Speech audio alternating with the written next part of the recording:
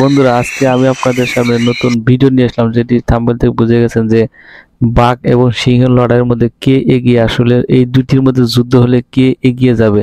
তো বন্ধুরা, এটি আমাদের একটি কৌতূহল এবং জানার। আশা করি ভিডিওটি লাস্ট পর্যন্ত দেখেন এবং দেখলে অবশ্যই একটি সমাধান আপনারা পাবেন। তো চলুন শুরু করা যাক।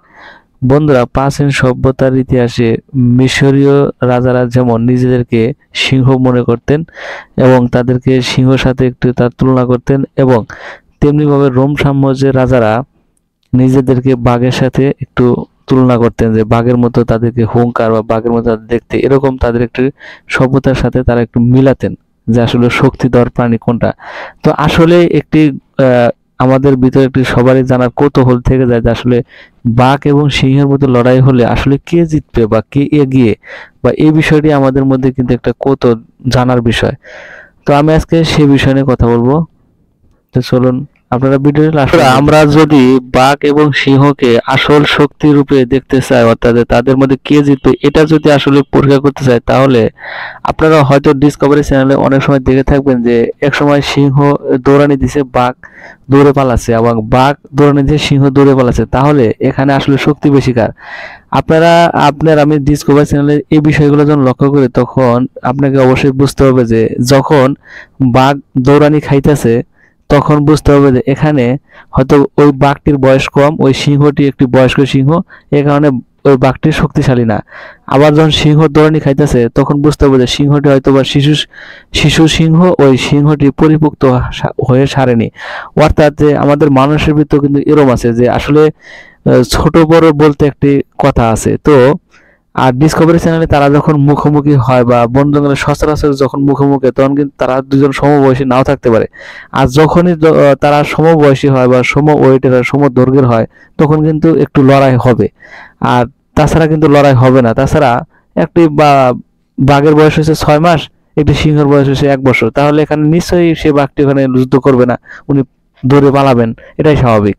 তো বন্ধুরা, আমরা যদি এই আসল পরীক্ষা যদি দেখতে চাই বা আসল শক্তি যদি দেখতে চাই, তাহলে আমাদেরকে অবশ্যই একটু ফিরে তাকাতে হবে কোন দিক, যেখানে একটি সিংহর বয়স 1 বছর, একটি বাঘের বয়স 1 বছর, তাকে দৈর্ঘ্য আয়তন সবকিছু এক, এবং দুইটি পুরুষ। তাহলে আমরা সঠিক একটি তথ্য পাবো যে আসলে এখানে কে এগিয়ে। তো বন্ধুরা, আমি আরেকটি একটু ধারণা দিতে চাই যে আসলে আপনারা আসলে আরেকটি পরিমাপ থেকে আপনারা সবচাইতে স্পষ্ট ধারণা পেয়ে যাবেন যে আপনারা ডিসকভারি চ্যানেলে যখন আমরা খেয়াল করি, তখন একটি বিষয় দেখবেন যে আসলে বাঘ যখন শিকার করে, চিতা বাঘ বলেন আর এই টাইগার বাঘ বলেন, বাঘ যখন শিকার করে তখন দেখবেন যে বাঘ একাই কিন্তু যায় সেই শিকার করতে। ওখানে কিন্তু দুইটা বাঘ যায় না, বেশিরভাগ সময় দেখবেন যে দুইটা, খুব কম কিন্তু একটা বাঘ যায়, এটা একবারে 100% নিগেল। তারা একা একাই শিকার করে, এবং যত বড় পশু হোক না কেন, একটা মহিষকেও একটা বাঘ একাই শিকার করতে সক্ষম হয়ে থাকে। আর যদি আপনি সিংহর দিক যখন তাকাবেন, তখন আপনারা দেখতে পাবেন যে সিংহ দলগতভাবে ছাড়া শিকার করে না, বা তাদের পক্ষে সম্ভব হয় না।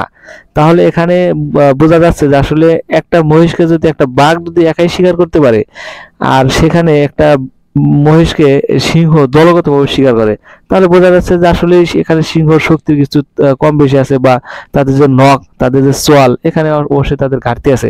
তবে হ্যাঁ, আমরা সিংহর কথাই কিন্তু বারবার বলে থাকি যে সিংহ হচ্ছে বনের রাজা বা পশুরাজ।